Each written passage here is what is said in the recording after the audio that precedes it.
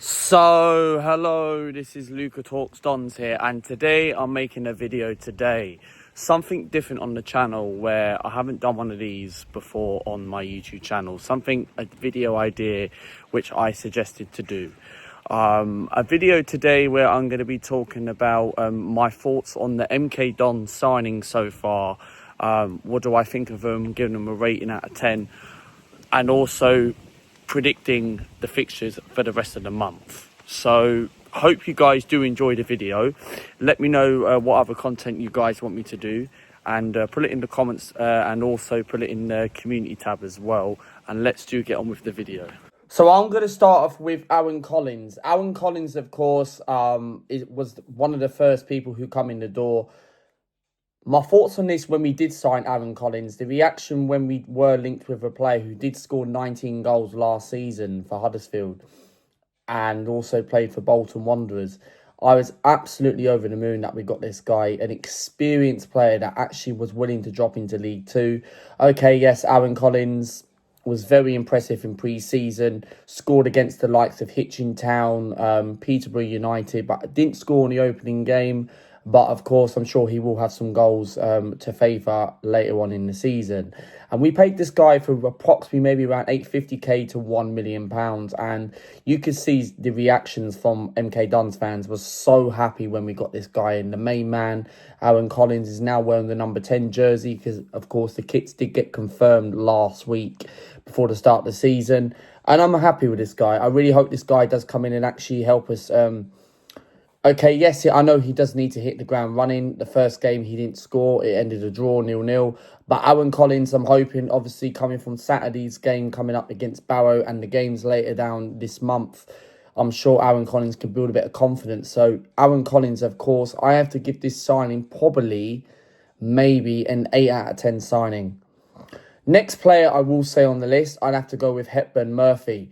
I've watched Hepburn Murphy in pre-season. He looked all right. He looked very decent. Coming from Crawley, who did get relegated last season from League One to League Two from Scott Lindsay's side. Wasn't very impressed with him at the opening game of the season on Saturday. But I'm sure he will, of course. Look, he might just obviously has to get used to Paul Warren's style of play. Some players are still obviously like trying to get used to the season now because coming from like they're more of like used to justify from pre-season. But Hepburn Murphy, at the time, I thought was a decent signing. I looked at his goal scoring record. It wasn't that great. He only got like 10 goals, but I'm sure he will come good in the season. Just needs to build a little bit of confidence. So this signing, I probably will give him right now at the moment. I probably give it maybe a 6 out of 10. The next player I will say, giving this player on the rating, is of course Getwith Jones. Getwith Jones, very impressive in pre-season. He's brought in as a right back, of course, as a fullback. Got into the first team straight away on Saturday ahead of Paul Warren's 11 against Oldham Athletic. Very impressive him. What I like about him is of course, obviously he can play anywhere across the defence. He can get into changes. He can make good positions, make some good runs, get into positions where he can obviously cross the ball. And I think he's a very, very calm, natural fullback. And I have to give this signing probably maybe a 7 out of 10. I think it's a really good signing. And I'm looking forward to see what he brings it more going into the season. Next player I do want to move on is, of course, the signing where now fans are obviously falling in love with him. We've obviously got a chant. We started a chant last Saturday against Oldham, is Callum Paterson. Callum Paterson, look, I don't know too much about Callum Paterson, but what I've seen now, of course, obviously on Saturday, he looks very good. He put in a good shift, and I'm sure he's a player who could come off the bench. Might even knocking on the door for a good start. And, of course, obviously, we've got games coming up. Of course, we're going to have Bristol City in the Carabao Cup next Tuesday, so I'm sure he's probably going to get his first team start against Bristol City. And he knows Bristol City because he's played in the Championship with Sheffield Wednesday and played with Cardiff. So Callum Paterson, for me, has to be an 8 out of 10. Quality signing, very experienced. Wasn't my first choice. I would have liked maybe Taylor Fletcher or Michael Smith, but I'm not going to complain. Callum Paterson, I do give this guy a solid 8 out of 10. Next player, of course, I do want to move on, is Mendes Liang. Love Mendes Liang. Absolutely brilliant signing. I love the pace, the commitment, what he gives to the fans, what he gives the fans on and off the pitch is absolutely unreal. His work rate is brilliant for an age of, yeah, okay, he's 33 years of age. He's knocking on a bit.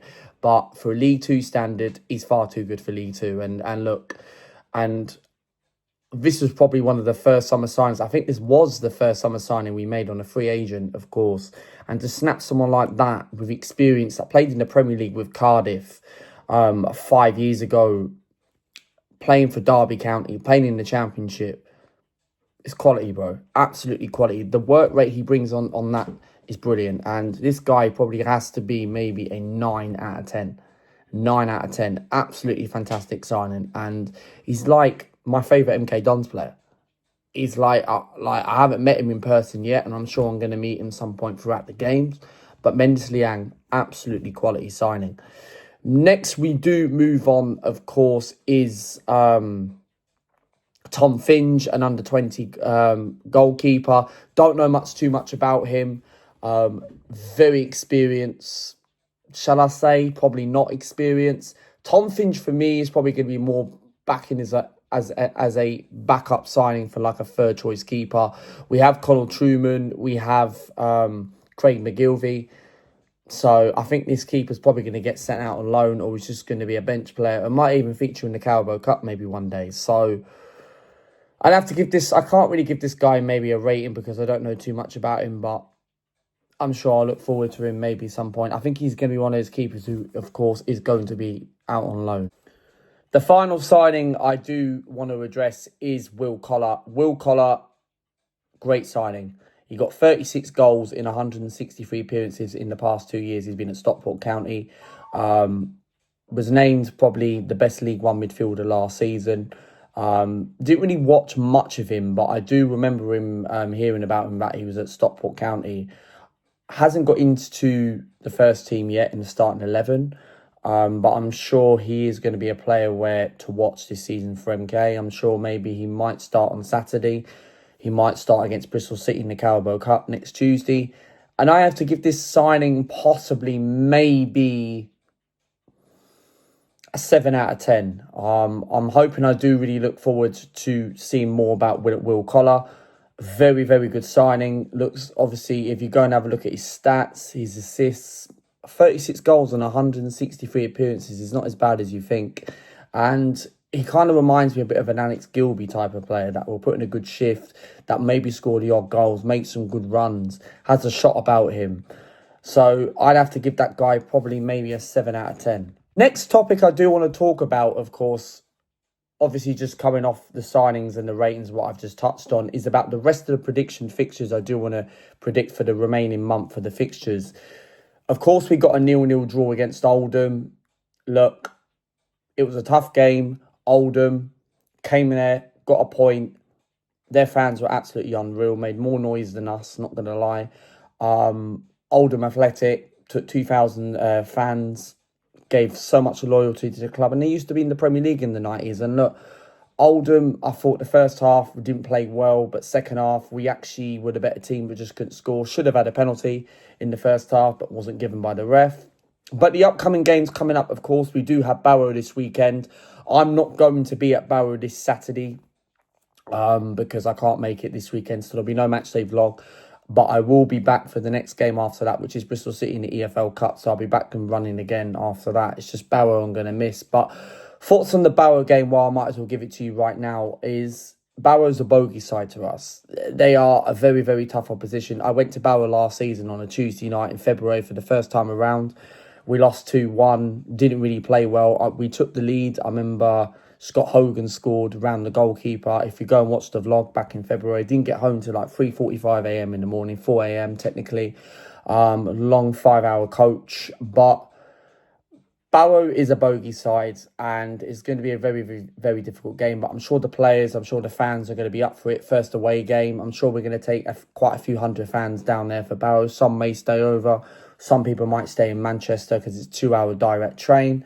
Score prediction I'm going to go for. I actually do fancy us winning because we want to get our first win of the season. We want to kick off, get the 3 points, build a bit of momentum going into the next couple of home games coming up in between that away game against Newport County. So I'm actually going to go for a 2-1 MK Dons. The next game, I don't really want to predict too much far ahead, but I will give you some score predictions. Is Cheltenham at home. I do think we can win that. We did beat them home and away last season. Cheltenham are going to be a side where I did predict my League Two predictions table last week. I think they're going to finish just in around bottom half of the table, around 19th, 20th. I do think Michael Flynn, of course, they have too many old experienced players, a lot of experience, have near enough the same players they have. They have the likes of Joe Day, Ethan Archer, who I really highly rated, but I think we're going to beat Cheltenham. I'm going to go for a 2-1 MK Dons. And also Newport County away, tough place to go to, not easy. You don't know what you expect to get from Newport County. Newport County are a funny side where they can just turn up and look. Last Saturday, they got a draw against Notts County. A lot of Newport fans were expecting to get battered. And look, I thought Newport were actually could have beaten or even got a result against Notts County. And I want to give a massive shout out to Mike Green, Newport County fan. Go and subscribe to him. Newport will be a tough game. Always a tough place to go to. We haven't won there for a little while, and I'll look forward to go there in a couple of weeks. But I actually fancy us maybe getting a draw over there. 12:30 kickoff. Pressure's going to be there. I'm probably going to go for like a 1-1 draw. And then Walsall at home will be the toughest game. We're actually quite good at home against them. We beat them 5-0 in the 22-2023 season, and then we beat them 1-0 last season. But it's just the way that we don't win. That's going to be the tough challenge, I do think, towards. But I'd probably go for a draw in that one. It would probably be maybe like a 2-2 draw. I think it'd be a high-scoring game. I think it'd be a good game. Two teams that are trying to battle to get out of its division. Walsall should have actually won the league last season, but they completely capitulated. So we are going to end the video from here. That is my little preview about the rest of the fixtures. I'm sure when the vlogs do come out for those games, I will do a score prediction again and give my thoughts, and obviously about how they've been doing throughout the first couple of games. Next video probably won't be until the weekend. What I'm going to do is I'm not going to be going to Barrow this weekend. I had a couple of people messaging me saying they were a bit disappointed, but they said to me, we'll see you for your next vlog. I've been Barrow before, and it's not just because obviously just look, the tickets are sold out. That's the reason. Well, not the tickets, but the coach ticket is sold out, and the train's very expensive. And look, I'm not trying to be like, oh, I don't want to go and all that. Look, I go near enough every single week. I go every single week, and I produce a vlog. I produce, and I go there to enjoy it, and obviously see my football mates and that. But we are going to end the video from here. The next video probably won't be until the weekend. What I'll do is I'll do like a little match reaction to the game. Maybe I'll do like a little live stream. Of course, the game is not televised, but maybe I'll just do like a little soccer special, maybe a live stream or something like that to cover all League Two games, and I'll do a little match reaction to the results. So next video will be probably on Saturday. No videos until the weekend. Can we try and aim for 20 likes on this video, and I'll see you for the next one. Bye for now.